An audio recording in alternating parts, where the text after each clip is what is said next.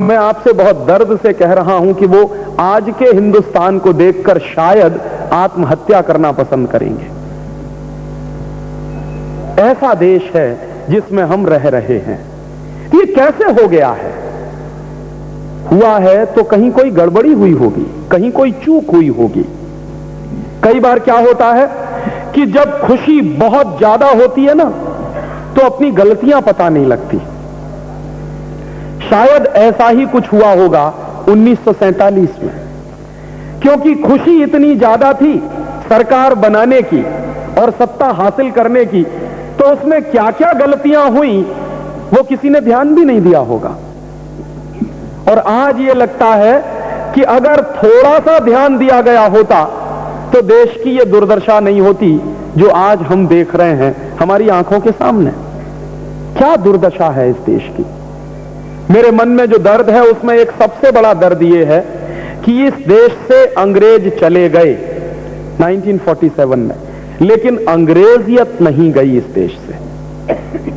और अंग्रेजों के जाने के बाद इस देश में अंग्रेजियत और गहरी होती चली गई है।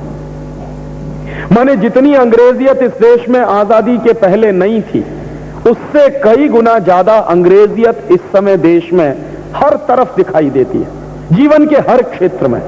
वो चाहे राजनीति हो, वो चाहे अर्थव्यवस्था हो, वो चाहे समाज की व्यवस्थाएं हो, वो चाहे हमारी सांस्कृतिक परंपराएं हो, हर जगह वो अंग्रेजियत के दर्शन मुझे होते हैं। जिस अंग्रेजियत को भगाने के लिए करोड़ों करोड़ों लोगों ने कुर्बानियां कर दी अपने जीवन की, वो अंग्रेजियत क्या है उसको समझना चाहिए।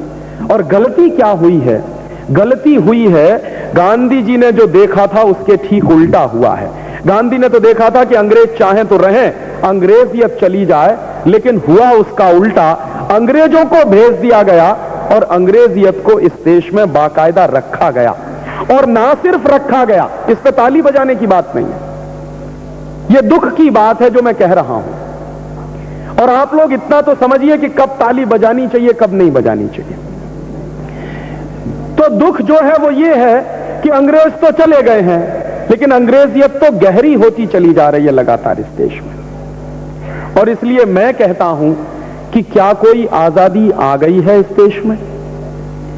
जिस अंग्रेजियत से आजाद होने की हमारी कल्पना थी, हमारे संकल्प थे, उस अंग्रेजियत से कहीं हम आजाद दिखाई देते हैं?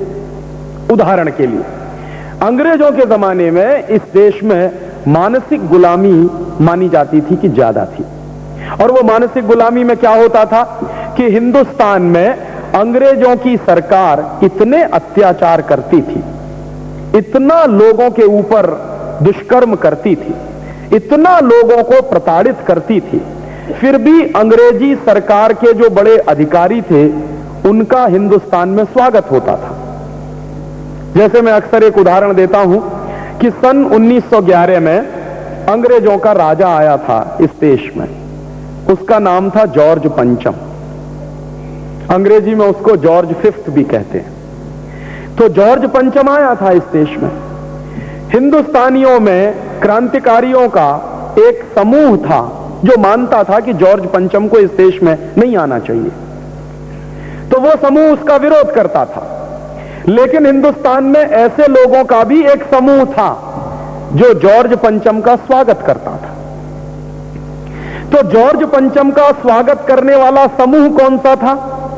जॉर्ज पंचम का स्वागत करने वाला समूह था जिनको अंग्रेजों की सरकार से कोई ना कोई मुनाफा मिलता था, जिनको अंग्रेजों की सरकार से कोई ना कोई सुविधा मिलती थी, जो अंग्रेजों की सरकार के पोषित किए गए तंत्र से अपने आप को जोड़कर रखते थे।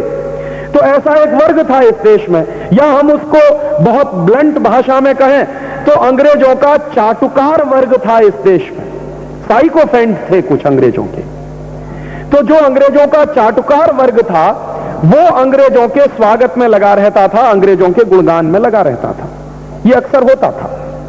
तो 1911 के साल में जब जॉर्ज पंचम आया इस देश में, तो जो लोग अंग्रेजों के साइकोफेंट माने जाते थे, चाटुकार माने जाते थे, उन लोगों ने जॉर्ज पंचम का खूब जबरदस्त तरीके से स्वागत किया था। उस समय मैं आपको याद दिलाऊं, श्री स्वर्गीय लोकमान्य तिलक ने यह कहा था कि काश ये देश आजाद होता तो हमको ये दुर्दिन नहीं देखना पड़ता। दुर्दिन क्या था कि जॉर्ज पंचम का स्वागत करने के लिए हिंदुस्तानी लोग ही खड़े हुए हैं, इसको तिलक जी दुर्दिन मानते थे कि ये दुर्दिन तो ना देखना पड़ता अगर हम आजाद होते तो इतनी बड़ी बात जो उन्होंने कही, ये कोई छोटी बात नहीं थी कि काश हम आजाद होते तो ये दुर्दिन तो ना देखना पड़ता जो हम देख रहे हैं कि अंग्रेजों का स्वागत किया जा रहा है, और उसका स्वागत किया जा रहा है जो हमारे ऊपर अत्याचार करता है, जो हमको मारता है, जो हमको पीटता है, जो हमको लूटता है। ऐसे राजा का स्वागत होना चाहिए या बहिष्कार होना चाहिए?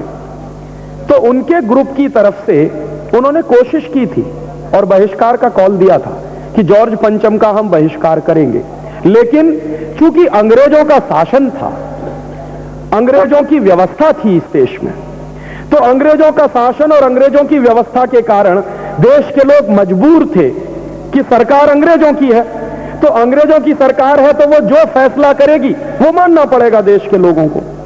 तो अंग्रेजों की सरकार ने यह फैसला कर लिया था कि जॉर्ज पंचम का हिंदुस्तान में स्वागत होना चाहिए। तो मजबूरी थी देश के लोगों की, क्योंकि हम अंग्रेजों के गुलाम थे।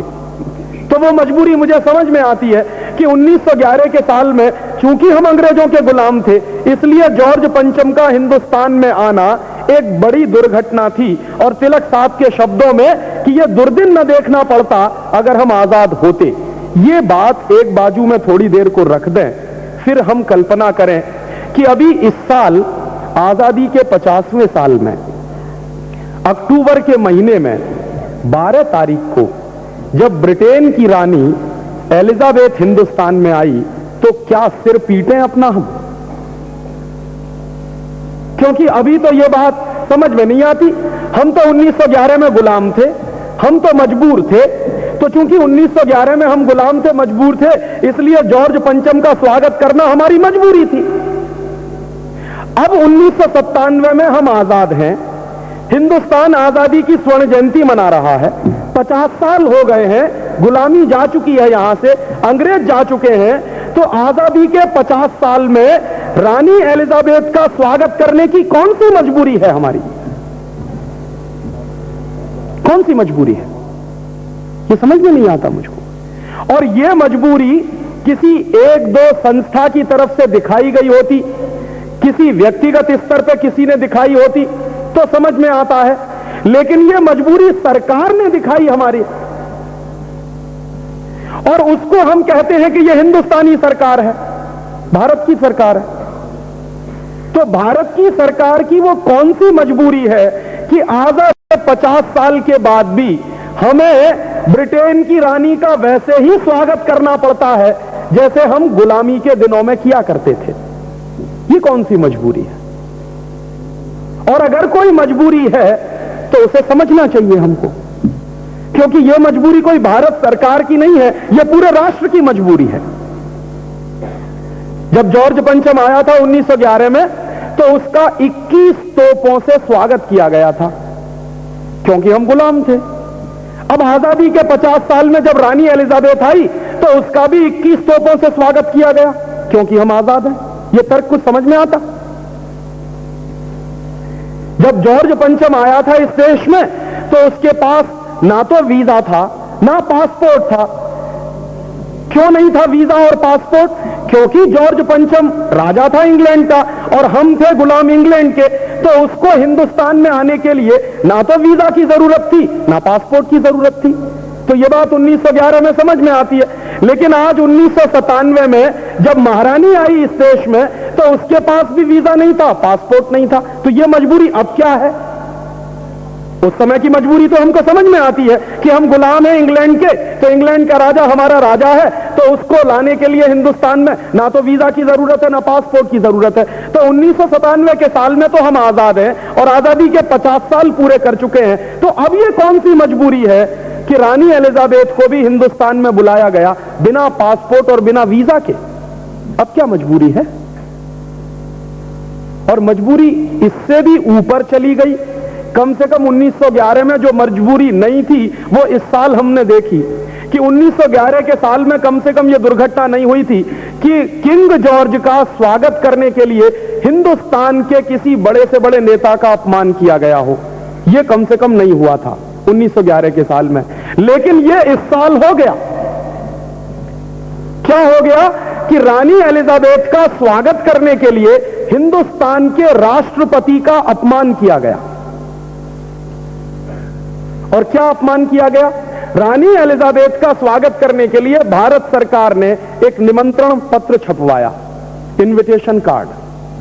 तो उस निमंत्रण पत्र में क्या हुआ कि रानी एलिजाबेथ का नाम ऊपर था और हिंदुस्तान के राष्ट्रपति का नाम नीचे था।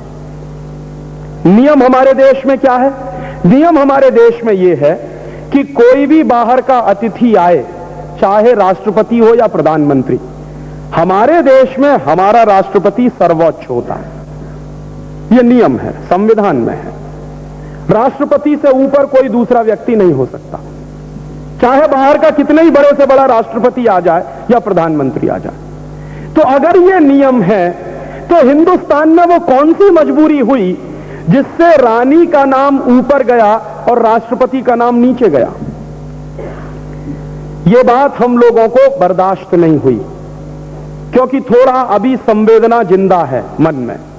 और उसी दिन लगा जिस दिन वो निमंत्रण कार्ड मेरे हाथ में आया कि ये कोई बहुत बड़ा अपमान हुआ है इस देश का। राष्ट्रपति का अपमान ही नहीं है, सारे देश का अपमान है ये। तो भारत की सरकार पूरे देश का अपमान कैसे कर सकती है, ये मजबूरी समझ में आनी चाहिए। तो उस मजबूरी को समझने के लिए हम लोगों ने एक प्रेस कॉन्फ्रेंस किया आजादी बचाओ आंदोलन की तरफ से। और उस प्रेस कॉन्फ्रेंस में हमने पत्रकारों को कहा कि देखिए, ये इतनी बड़ी दुर्घटना हुई है आजादी के 50 साल में कि जब सरकार ने खुद राष्ट्रपति का अपमान किया है।